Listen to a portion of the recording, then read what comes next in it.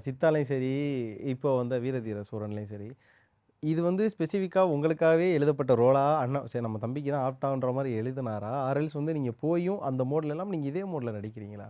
சித்தாவ பொறுத்த அளவுக்கு, அந்த கேரக்டர் ஒண்ணு எழுதி, "இது நீ பண்ணு" அப்படின்னு சொல்லி சொன்னாங்க. இது கரெக்ட்டா இருக்கும்ன்னு சொன்னாங்க. இந்த இதில வந்து ஏதாவது ஒரு கேரக்டர் இருந்தா நல்லாயிருக்கும் அப்படின்னு நானும் எக்ஸ்பெக்ட் பண்ணிக்கிட்டு இருந்தேன்.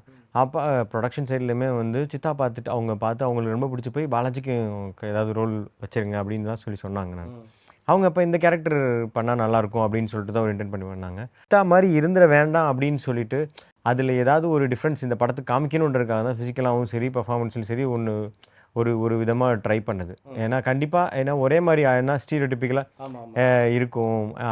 மெயினா கேரக்டரைசேஷனாவே அது வேற அவன் வந்து ஒரு போலீஸ் மாரி. ம். போலீஸ் தான் அவன். இவன் வந்து அப்படியே அதுக்கு ஆப்போசிட். ஆப்போசிட். ஆப்போசிட் இவன் கொலை பண்ணிட்டு ஜெயிலுக்கு போற ஆளு. ம். அதே மாரி பிசிக்கலாவும் சரி, அது ஏதாவது கொஞ்சம் டிஃபரன்ஸ் காமிக்கணும் அப்படின்னு சொல்லி இன்டென்ட் பண்ணி தான் இந்த 2 படத்துக்கும் டிஃபரன்ஸ்